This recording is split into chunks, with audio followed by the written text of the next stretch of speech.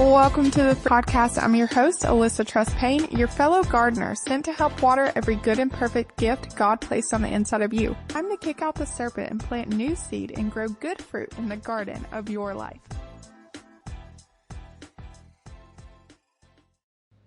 All right, we're going to dive right in because this topic is such a hot topic and it is such a conundrum for a lot of entrepreneurs. So I'm excited to talk about what a niche is and really simplify it for you, because a lot of people struggle a long time for this, and they really feel like they have to box themselves in, or they don't know what they want to talk about long term. And so it's just a struggle all around for a lot of people. But I think I've found the key, as a Christian entrepreneur, and how you can do it in a way that still is profitable, but is also niched down, as they say, but is also true to you and who you are in general, not just who you are about one topic, because people can have multiple interests.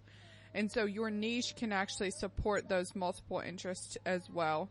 And you don't have to be boxed in by just one single topic, because then you will burn out actually, and you will get tired of talking about that thing. But if you give yourself some freedom, which we'll talk about here in a minute, but you give yourself some freedom and apply the method that I'm going to share with you in this podcast, then it's going to be much easier for you to niche down, as they say. So let's dive right in. So what exactly is a niche?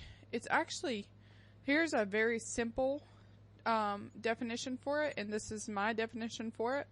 I don't know if anybody said this before, but this is my interpretation, and what, out of the 4 years I've been in online business, this is what the niche, my definition of niche, here it is. Who you're called to serve / how you're called to serve them. So who you're called to serve and how you serve them. So where does your niche come from? Well, your niche comes from, number one, it encompasses who you are and who you're called to serve, which is the definition. And then it also has to do with your God-given purpose, so what God has called you to do, and also serving those who you can and desire to help. You see, you might desire to help someone, but if you cannot help them, then it would be unethical to, say that you can, you know what I mean? And so these are people that you can serve and that you have a desire to serve. So, which the people that you can serve is often the old version of you, because you can get someone from A to B from something you've already been through, and is a real problem for those a couple steps behind you. So you've already been through it. You can help someone get from A to B. And then if you have a desire to serve that people, and the desire is actually, it's spirit led. So who breaks your heart? Who do you feel compelled to help, even when you're not getting paid? Maybe it's single moms. Maybe it's entrepreneurs who feel stuck. Maybe it's women trapped in addiction, because that used to be you, right? And Romans 12:6-7 says, according to Romans 12:6-7, we have different gifts according to the grace given to each of us. If your gift is serving, then serve. If it is teaching, then teach. That means your niche is a reflection of the gift and grace that God has placed on your life. So the people that you're called to serve are people that you can serve and that you desire to serve. And 2 Corinthians 1:4 says, He comforts us in all of our troubles so that we can comfort others. So the comfort you've received is the niche you're called to serve. So a lot of times you're called to serve people who, are currently a couple steps behind you, and that are going through what you've already been through and that God has brought you through. So you can keep that in mind when you're thinking about how to choose your niche and how to really zoom in on it. Because here's the deal. Say, for instance, you're called to help someone do something specific, okay? You're called to help them get a specific transformation at this time. So at that point, you would be able to come up with a solution to get them there quicker. And whenever you come up with that solution, a lot of times you can get paid for that solution because people will pay you in order to have their lives changed forever. Think about one of the toughest problems that you've ever had. Would you have paid to get free from that? Would you have paid to jump ahead to having your solution? For example, I'll just give an example of my own life. I struggled with addiction for years, even after I was saved. And if I ask myself, would I have paid someone to help me get free sooner? And the answer is absolutely yes, I would have paid someone to do that because it was such a painful problem that I would have paid someone to help me break free from it. Truly. Okay, so that's just one example. There's so many. If you have made some money in your life, say for instance you made money online, you can, if you're called to, you can teach people how to also make the kind of money that you've made. And people will definitely pay for that. Okay? And so it's the people that you can serve as well as the people you have a desire to serve. So here's a concept for you. It's having a niche versus being a niche. You should not just have a niche, but you can become the niche. So having a niche boxes you in, but being a niche allows you to serve where you are and have a personal brand that grows with you. You know, so for instance, if you are the niche, okay, and you have a person that you desire to serve, and you have all these topics that have gotten you where you are, right? You have a journey that you've gotten to or went through that have gotten you to the result that you're trying to help someone else go through. There are so many things that have gotten you where you are. Those are all topics of conversation or content topics. So, for instance, for me, I've read books, fitness, I've been in prayer, I've fasted, I've, and then the actual elements of the actual offer that I have now. You know, I've been in online business for 4 years, and all these are things that I can talk about in order to help my ideal audience understand what has actually brought me from A to B, right? And all of those things are personal to me because those are stuff that I've been through. It's stuff that I'm interested in. So therefore, I am the niche. And here is how to find your niche. You can do a self-audit. That's the first thing. You can do a self-audit. Figure out what steps you actually took in order to get to from A to B. Figure out what different elements encompass who you are and who you're called to serve and what you've been through, what you've done, what actually got you the results. And all of those are content pillars or a topic of discussion. And then secondly, obviously, at that point, you would have discovered who you're called to serve. So make that crystal clear, you know. And sometimes who you're called to serve, it actually changes with time, you know. So it might upgrade. For instance, if you're someone who teaches people how to make money, you might start serving entrepreneurs, but, you know, and then you serve them a certain solution, right? So you might start serving beginner entrepreneurs how to set up their business where they can make, you know, thousands online. Once you make $10,000 online, you can start serving entrepreneurs how to make $10,000 online in a month. But you're kind of speaking to a different person, but your niche should be able to go with the flow. So if you start, for instance, my coach Danielle, she started, you know, with a money making niche, okay, and now she is talking about the actually personal development kind of niche behind making money and how to build wealth and keep it. On the personal development side. So she's now on the mindset side and not so much on the tactics and strategy side. So your niche, it should be able to flow with you. That's why all of your content shouldn't have to be just one topic in one area. Like I said, the topic has many different subtopics. Like you wouldn't think reading a book has anything to do with a specific niche, like for instance, making money online.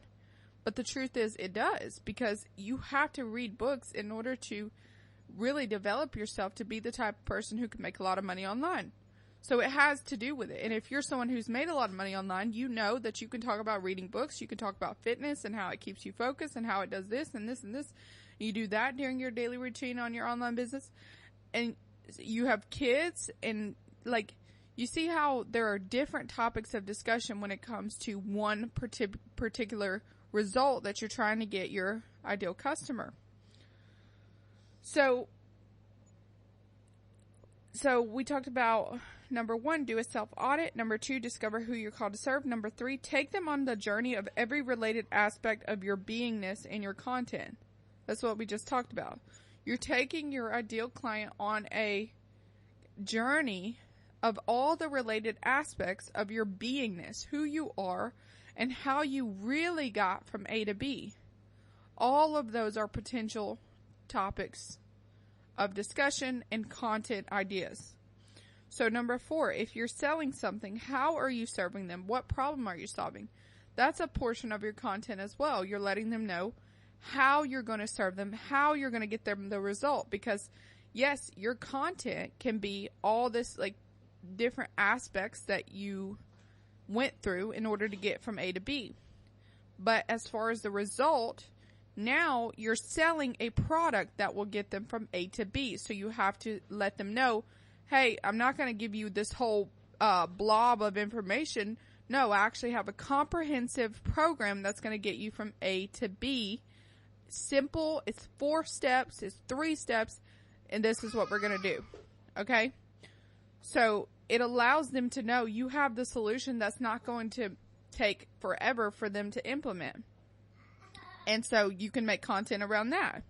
And then number 5, what are you offering? What is your product or service that will help them further?